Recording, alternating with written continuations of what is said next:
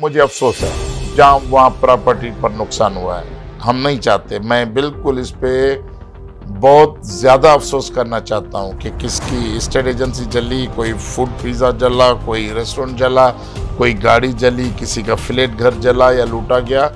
बहुत ही अफसोस करता हूँ, लेकिन मैं पूरी दयानत और जिम्मेवारी से कहना चाहता हूँ कि हमारा इससे कोई ताल्लुक नहीं था। जो लड़का डोमिसाइल यहाँ का रखता है वो भले सिंधी जबान ना बोले, सिंधी टोपी ना पहने, वो सिंधी टोपी पहने बगैर भी उतना ही सिंधी है जितना सिंधी टोपी पहन के आप सिंधी है। अगर सिंध के लोग अपने वतन को बचाने के लिए कोई तहरीक करते हैं तो ऐसे लोग चिड़ करके निकल आते हैं कि हमारी गाड़ी चल गई। भाई हमने नहीं जलाई गाड़ी।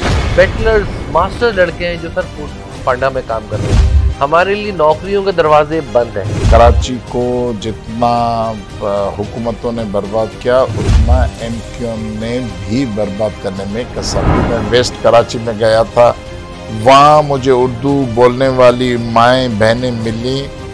खुदा की कसम उनके पाँव में फटी हुई चप्पलें थी, कपड़ों में चत्तियाँ लगी हुई थी।